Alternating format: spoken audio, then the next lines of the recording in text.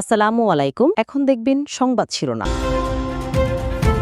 চলে গেলেন তিনবারের প্রধানমন্ত্রী ও বিএনপি চেয়ারপারসন খালেদা জিয়া। ভোর ৬টায় এভার কেয়ার হাসপাতালে শেষ নিঃশ্বাস ত্যাগ। বিএনপির অফিসিয়াল ফেসবুক পেজে তথ্য নিশ্চিত। এতক্ষণ শুনছিলেন সংবাদ শিরোনাম, এখন দেখবেন বিস্তারিত। সেই খবরটি সকালবেলা থেকে আমরা জানাচ্ছি যে দুঃসংবাদ, সেটি বেগম খালেদা জিয়া মারা গেছেন আজকে ভোর ৬টা, সূর্যোদয়েরও অন্তত ৪০ মিনিট আগে সেই খবরটি এসেছে এবং বিএনপির তরফ থেকে আনুষ্ঠানিকভাবে সেই খবরটি কনফার্ম করা হচ্ছে ৭টার কিছুক্ষণ আগে। এবং তখন থেকেই আমরা এভার কেয়ার হাসপাতালের সামনে রয়েছে। আমাদের সংবাদকর্মী তিনি রাতভর এই হাসপাতালের সামনে ছিলেন। সেই খবরটি জানাচ্ছিলাম যে বেগম খালেদা জিয়া তিনি মারা গেছেন এবং বিএনপির তরফ থেকে পরবর্তী কোনো আপডেট রয়েছে কিনা, কোনো ব্রিফিং হবে কিনা, এবং তার এই যে মরদেহ এভার কেয়ার হাসপাতালে রয়েছে সেখান থেকে অন্য কোথাও নেওয়া হবে কিনা কিংবা কখন বের করা হবে, যে আনুষ্ঠানিকতাগুলো রয়েছে পরবর্তী সেই আনুষ্ঠানিকতাগুলোর ব্যাপারে এখন পর্যন্ত খুব নিশ্চিত করে কোনো তথ্য নেই। তবে হাসপাতালের সামনের পরিস্থিতি এর মধ্যে আমরা দেখতে পাচ্ছি যে আমরা দেখতে পাচ্ছি যে ব্যাপক রকমের একটা প্রস্তুতি চলছে। গণমাধ্যম কর্মীদের স্থান পরিবর্তন করার কথা বলা হচ্ছে। সেই প্রস্তুতির ব্যাপারটি আমরা দেখতে পাচ্ছি যে আইনশৃঙ্খলা রক্ষাকারী বাহিনীর সদস্যরা তারা এই সংবাদটি পাওয়ার পর থেকে এভার কেয়ার হাসপাতালের সামনে যে সার্বিক নিরাপত্তা, আমরা একটু ভেতরে যেতে চাই। মারফি যে গণমাধ্যম কর্মীদের ডাকা হয়েছে, ভেতরের ফুটেজ হয়তো আমরা নিতে পারবো এমনটি ধারণা করা হচ্ছে।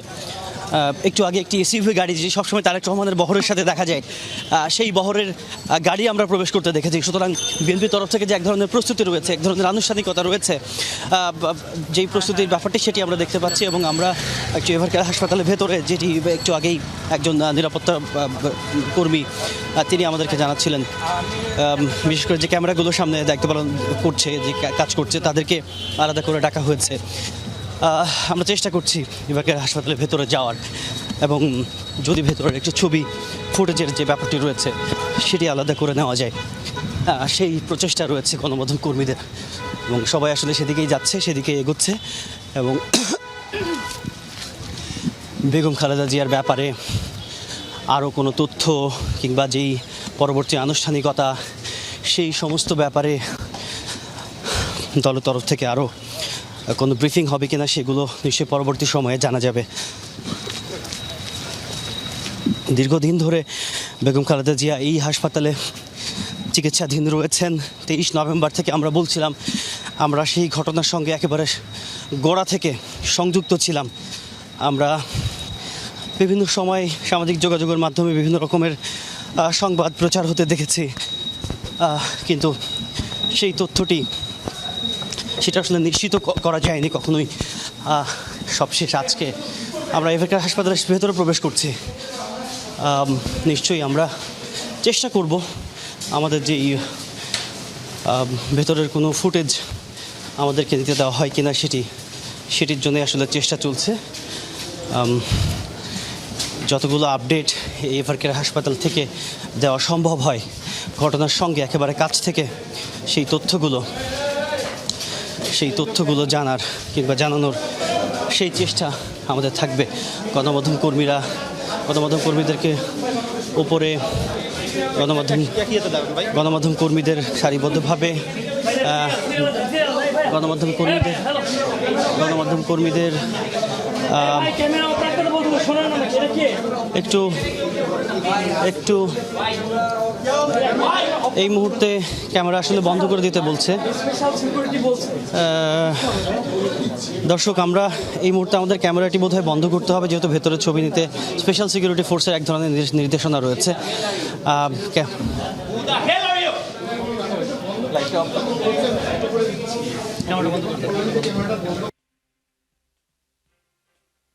ক্যামেরাটি বন্ধ রাখি। স্পেশাল সিকিউরিটি ফোর্সের সদস্যরা এর মধ্যে ক্যামেরাগুলো বন্ধের ব্যাপারে নির্দেশনা দিচ্ছেন। গণমাধ্যম কর্মী এর মধ্যে সারিবদ্ধভাবে গ্রাউন্ডের লিফট সেখানে অধ্যক্ষ করছেন। অন্তত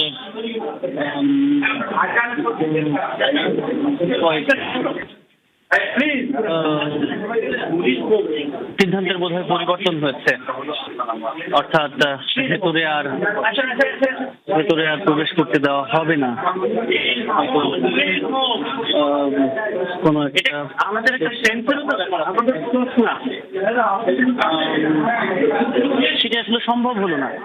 স্পেশাল সিকিউরিটি ফোর্স এসএসএফ এর সদস্য যারা ভেতরে দায়িত্ব পালন করছেন, পিজিআর সদস্যরা ভেতরে রয়েছেন, তারা শেষ মুহূর্তে সিদ্ধান্ত বদল করেছেন। বিশেষ করে ব্যাপক গণমাধ্যম কর্মীদের ব্যাপক উপস্থিতির যে বিষয়টি এবং যে ভিড়,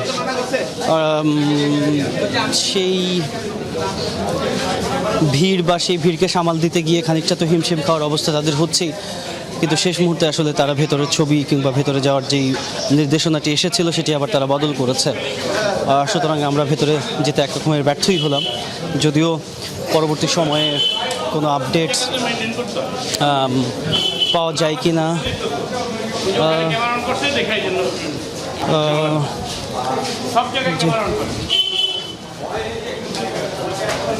এবারকার হাসপাতালে ফটক থেকে কোনো রকমের কোনো আপডেটস, কোনো ব্রিফিং হবে কি না খালেদা জিয়ার ব্যাপারে, আর তার মরদেহ বের করা কিংবা পরবর্তী যে আনুষ্ঠানিকতা রয়েছে তাকে শ্রদ্ধা জানানো, সেই সমস্ত আনুষ্ঠানিকতার খবরগুলো আমরা পরবর্তী সময়ে জানাতে পারবো।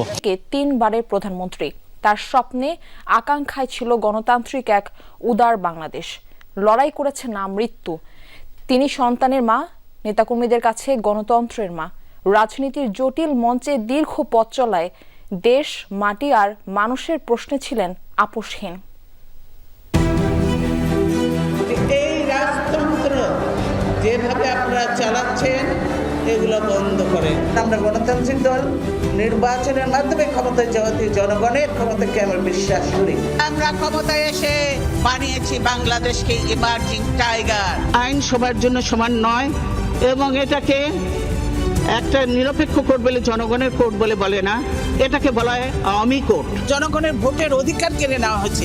আমরা জনগণের ভোটের অধিকার ফিরিয়ে আনতে চাই। তাদের একমাত্র লক্ষ্য হলো বিএনপি দমন নীতি। ধরে ধরে মারোটান রাজা হবে খান খান, তেমনি ভাবে এদের অবস্থাও সেই অবস্থা হবে। দেশ আজ গণতন্ত্রহীন অবস্থায়। বীরের এই রক্তস্রোত, মায়ের অশ্রুধারা যেন বৃথা না যায়। দেশ ছাড়িয়ে খালেদা জিয়ার ব্যাপ্তি বিশ্ব রাজনীতিতে, কিন্তু বরাবরই তিনি এই সবুজ শ্যামল উর্বর বাংলাদেশের সাধারণ মানুষের নেত্রী। পাহাড় কিংবা সমতল সবখানেই ছিল যার বিচরণ। We emphasize the centrality of women and children in our development strategy.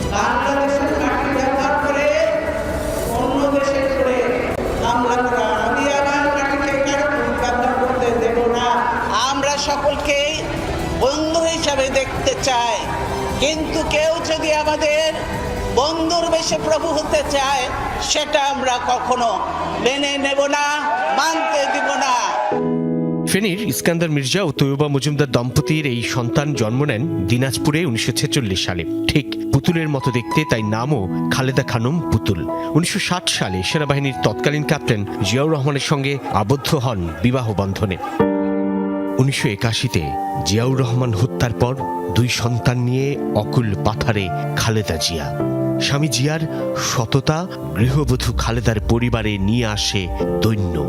তবুও পরিমিত দৃঢ় এক নারীর রূপ দেখে এই বাংলাদেশ।